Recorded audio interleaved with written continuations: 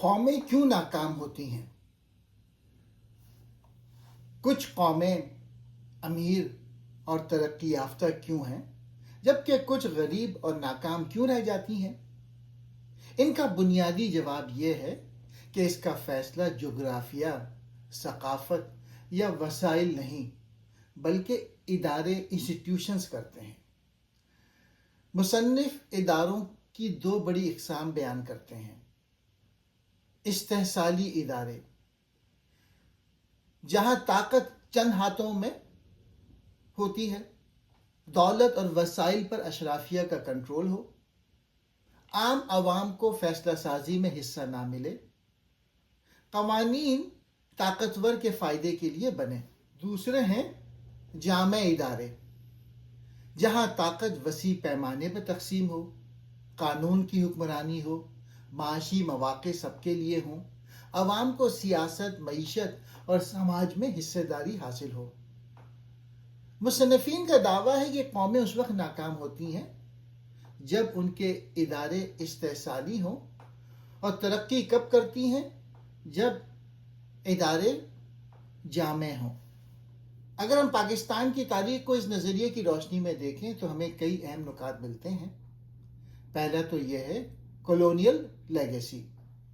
پاکستان کو برطانوی راج سے جو نظام ملا وہ بنیادی طور پر استحصالی تھا۔ بیوروکریسی عوام کی خدمت کے لیے نہیں بلکہ کنٹرول کے لیے بنی تھی۔ پولیس کا نظام عوام کی حفاظت سے زیادہ نظم و ضبط برقرار رکھنے کے لیے تھا۔ زمینداری نظام نے طاقت چند خاندانوں میں مرتکز کر دی تھی۔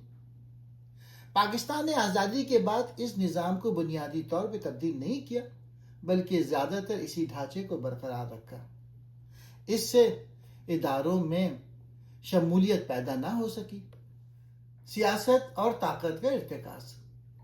کتاب کے مطابق جہاں سیاسی طاقت چند لوگوں یہاں گروہوں کے ہاتھ میں ہو وہاں ترقی مشکل ہو جاتی ہے۔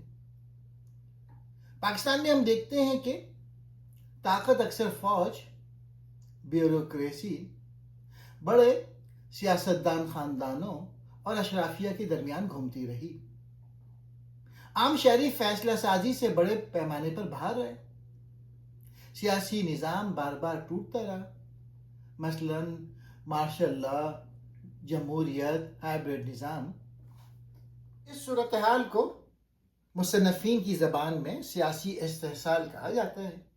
اس کا نتیجہ یہ نکلا کمزور جمہوریت، احتساب کا فقدان، پالیسیاں عوام کے بجائے طاقتور طبقے کے مفاد میں بننا۔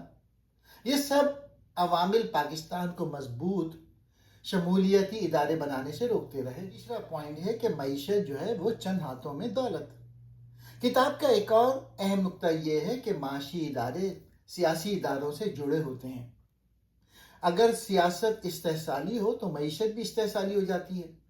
پاکستان میں بڑی صنعتیں چند خاندانوں یا گروپوں کے کنٹرول میں رہیں۔ چھوٹے کاروبار اور عام لوگ اکثر نظام سے باہر رہے۔ ٹیکس نظام غیر منصفانہ رہا۔ امیر کم ٹیکس دیتے رہے جبکہ عام آدمی بالواسطہ ٹیکسوں سے زیادہ متاثر ہوا۔ میرٹ کے بجائے سفارش اور تعلقات پر ترقی ہوئی۔ یہی وہ چیز ہے جسے کتاب میں ایکسٹریکٹیو اکنامک انسٹیٹیوشن کہا گیا ہے۔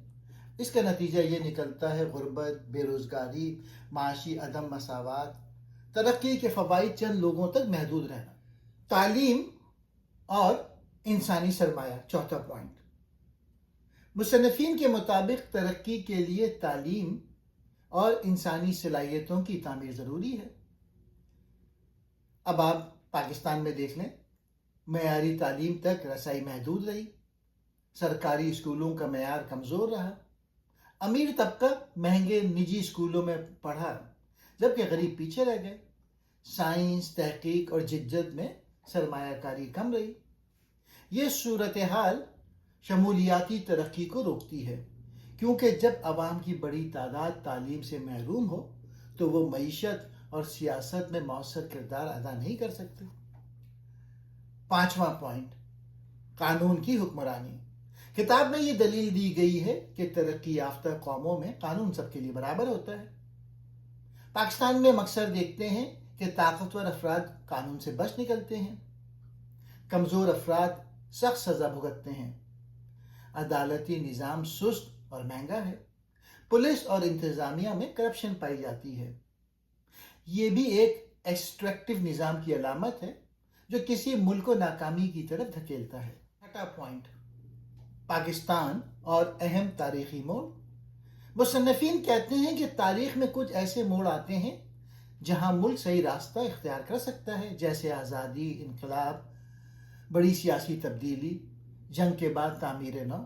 پاکستان میں ایسے کئی مواقع آئے۔ 1947 کے بعد آزادی، 1971 ملک کی تقسیم کے بعد، 1988 جمہوریت کی بحالی، 2008 فوجی حکومت کے بعد جمہوریت۔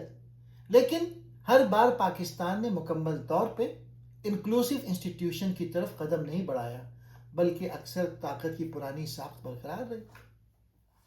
پاکستان کیوں ناکام ہوتا دکھائی دیتا ہے کتاب کے مطابق؟ اگر ہم کتاب کے نظریے کو سیدھا پاکستان پر لاگو کریں تو کہا جا سکتا ہے کہ پاکستان اس لیے مشکلات کا شکار رہا کیونکہ سیاسی طاقت چند طبقوں میں محدود رہی، معاشی مواقع عام آدمی تک نہیں پہنچے، قانون کی حکمرانی کمزور رہی، ادارے عوام کی خدمت کے بجائے طاقتوروں کی خدمت کرتے رہے۔ یہ سب عناصر پاکستان کو ایک مکمل طور پہ ترقی یافتہ اور خوشحال ملک بننے سے روکتے رہے۔ پاکستان کیسے کامیاب ہو سکتا ہے؟ کتاب سے اخذ کردہ حل۔ اگر پاکستان کو کامیاب قوم بننا ہے تو کتاب کے مطابق درج ذیل تبدیلیاں ضروری ہیں۔ پہلے ہے شمولیاتی سیاست، مضبوط اور حقیقی جمہوریت، آزاد عدلیہ، آزاد میڈیا، عوام کی فیصلہ سازی میں شرکت۔ دوسرا، شمولیاتی معیشت، چھوٹے کاروباروں کی حمایت، میرٹ کی بنیاد پر مواقع، منصفانہ ٹیکس نظام، اشرافیہ کی اجارہ داری ختم کرنا۔ تیسرا، مضبوط قانون کی حکمرانی، سب کے لیے برابر قانون، کرپشن کا خاتمہ، پولیس اور عدالتی اصلاحات۔